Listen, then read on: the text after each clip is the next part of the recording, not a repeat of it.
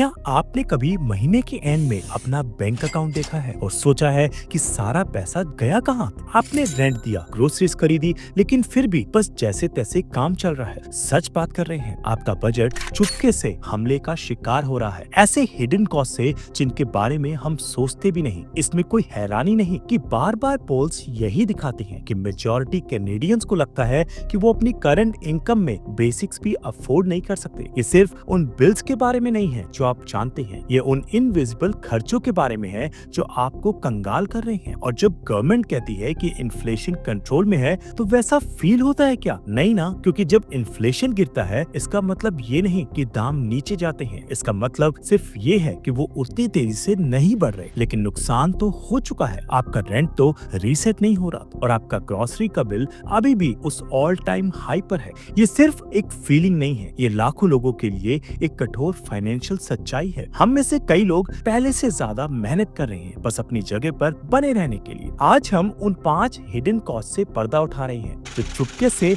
आपका bank account खाली कर रहे हैं। वो खर्चे जिनके बारे में आपके बजट ने आपको कभी वार्न नहीं किया। तो आपने कर दिखाया, आपने एक कॉन्डो खरीद लिया, आपने वो डाउन पेमेंट बचाया, मॉर्गेज लिया और आप ऑफिशियली एक होम ओनर बन गए। Hi fi. लेकिन जिस चीज के बारे में शायद किसी ने आपको नहीं बताया वो है कैनेडियन रियल एस्टेट की सबसे बड़ी वेल्थ डिस्ट्रॉइंग फी, कॉन्डो फी। ये सिर्फ लॉबी साफ करने का छोटा सा चार्ज नहीं है, हमारे बड़े शहरों में ये बेसिकली एक दूसरा मॉर्गेज है। टोरंटो में एवरेज कॉन्डो फी $0.75 पर स्क्वायर फुट के आसपास है। मतलब एक 700 स्क्वायर फुट के यूनिट के लिए आपको हर महीने एक्स्ट्रा $525 देने पड़ सकते हैं। अल्बर्टा में ये लगभग $480 महीना है और बीसी में करीब $470। ये फीस बिल्डिंग मेंटेनेंस और शायद कुछ ऐसी एमिनिटीज के लिए होती हैं जो आप इस्तेमाल भी नहीं करते, लेकिन अब ये बढ़ते हुए इंश्योरेंस प्रीमियम को कवर कर रही है, खासकर उन इलाकों में जहाँ फ्लड्स या फायर्स का खतरा है।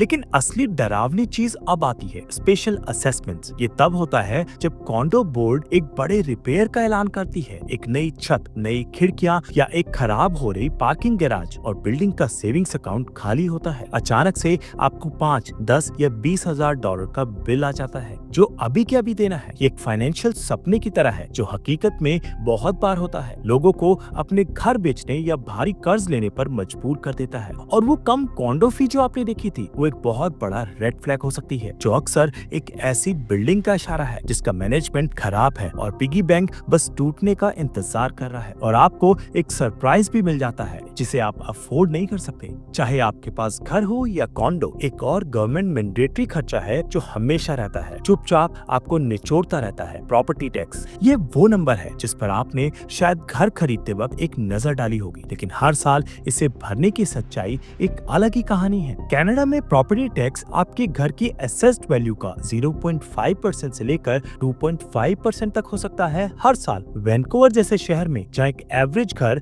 $1 मिलियन से ज्यादा का है, वहाँ 0.2% का कम टैक्स रेट भी हजारों डॉलर हर साल का खर्चा है। लेकिन मैनिटोबा या न्यू ब्रांसविक जैसे प्रोविंसेस में चले जाओ तो रेट्स कुछ इलाकों में 1.7% से भी ऊपर जा सकते हैं। और सबसे बड़ी बात, ये हमेशा ऊपर ही जाते हैं। टोरंटो जैसे शहर में होम ओनर्स हर साल बड़े हाइक्स का सामना कर रहे हैं। ये कोई फिक्स कॉस्ट नहीं है, जैसे जैसे आपके घर की वैल्यू कागज पर बढ़ती है, आपका टैक्स बिल भी उसके साथ बढ़ता जाता है, चाहे आपकी इनकम बड़ी हो या नहीं। ये एक ना रुकने वाला, धीरे धीरे बढ़ने वाला खर्चा है जिस पर आपका जीरो कंट्रोल है। और ये फाइनेंशियल प्रेशर की एक और लेयर है जिसे कई होम बायर्स बहुत कम आंकते हैं। आपने इलेक्ट्रिसिटी और पानी के लिए बजट बनाया होगा, बिल्कुल, लेकिन कनाडा में यूटिलिटी कॉस्ट एक बिल्कुल अलग ही चीज है जो मौसम के हिसाब से सरप्राइजेस और अलग अलग इलाकों के दामों से भरी हुई है। एक फैमिली के लिए एवरेज मंथली यूटिलिटी बिल आराम से $300 से $350 तक हो सकता है, और ये तो बस शुरुआत है। सर्दियों में हीटिंग कॉस्ट से आपके बिल फट सकते हैं। ऐसा होना आम बात है कि इलेक्ट्रिसिटी और हीट का बिल $350 महीना हो जाए, जो गर्मियों महीनों में $120 से $200 के एवरेज से काफी ज्यादा है। नेचुरल गैस के दाम एक और बड़ा सरदर्द है। कनाडा के ठंडे मौसम के साथ ये खर्चे तेजी से बढ़ते हैं। असल में लाखों कैनेडियन परिवारों को अपने एनर्जी बिल्स भरने और दूसरी जरूरी चीजें खरीदने के बीच चुनना पड़ा है। फिर आता है टेलीकॉम का चाल। कैनेडियन इंटरनेट और मोबाइल प्लान्स दुनिया के सबसे महंगे प्लान्स में से माने जाते हैं। आप शायद सुनते होंगे कि कुछ दाम कम हुए हैं, लेकिन कई कैनेडियंस को बस तेज और महंगे डेटा प्लान्स की तरफ धकेला जा रहा है। आप इंटरनेट के लिए $70 से $100 और अपने फोन के लिए $60 से $100 दे रहे हो सकते हैं। एक फैमिली के लिए जरूरी सर्विसेज आराम से साल का $3000 से ज्यादा हो सकती हैं। एक बहुत बड़ा खर्चा जिसे official cost of living stats में कम ही हाईलाइट किया जाता है। बहुत से कैनेडियंस के लिए, खासकर अगर आप एक घने डाउनटाउन इलाके में नहीं रहते, तो एक गाड़ी जरूरत लगती है, लग्जरी नहीं, लेकिन सिर्फ एक गाड़ी रखने का खर्च एक बहुत बड़ा फाइनेंशियल बोझ बन गया है। ये स्टिकर प्राइस से शुरू होता है। 2025 में एक एवरेज नई कार लगभग $45,000 की है और पुरानी कार्स भी $28,000 से $35,000 के बीच मिल रही हैं। लेकिन ये तो बस शुरुआत है यार। उस कार को रखने का एवरेज सालाना खर्च अब लगभग $5,500 हो गया है और एक फैमिली के लिए ये $7,200 से भी ज्यादा हो सकता है। इसमें इंश्योरेंस भी शामिल है, जो ब्रिटिश कोलंबिया जैसे प्रोविंसेस में आसमान छू सकता है। साल का एवरेज $1,800। और पेट्रोल को मत भूलना। गैस के दाम एक रोलर कोस्टर है, लेकिन वो यूएस से लगातार महंगे ही रहते हैं। फिर है मेंटेनेंस, जो आपको एक नई कार के लिए साल का $800 से लेकर एक पुरानी कार के लिए $300 से भी ज्यादा पड़ सकता है। जब आप सब कुछ जोड़ते हैं, कार पेमेंट्स, इंश्योरेंस, गैस और रिपेयर्स, एक गाड़ी आराम से महीने का $800 से ज्यादा खर्च करवा सकती है। और पब्लिक ट्रांसिट, वो भी हमेशा सस्ता रास्ता नहीं है। टोरंटो में एक मंथली पास आपको $156 का पड़ेगा। अपने इस शहर में घूमने फिरने का मामूली सा काम हमारे फाइनेंसेस पर एक बड़ा और अक्सर अनदेखा बोझ बन गया है। कनाडा में परिवारों के लिए शायद चाइल्ड केयर से बड़ा और ज्यादा परेशान करने वाला कोई हिडन कॉस्ट नहीं है। अगर आप क्वेबेक में नहीं रहते, जहाँ एक हेविली सब्सिडाइज सिस्टम है, तो डे केयर का दाम एक दूसरे रेंट या मॉर्गेज जैसा लग सकता है। टोरंटो और वैंकूवर जैसे शहरों में पेरेंट्स को हर बच्चे के लिए $900 से लेकर $2,400 पर मंथ तक देना पड़ सकता है। भले ही फेडरल गवर्नमेंट का प्लान है कि 2026 तक कॉस्ट को एवरेज $10 अ डे तक लाया जाए, कई परिवार अभी उन ऊंचे फीस से जूझ रहे हैं, क्योंकि ये प्लान हर जगह पूरी तरह से लागू नहीं हुआ है। मिसाल के तौर पर टोरंटो में टॉडलर केयर अभी भी लगभग $725 महीने का हो सकता है।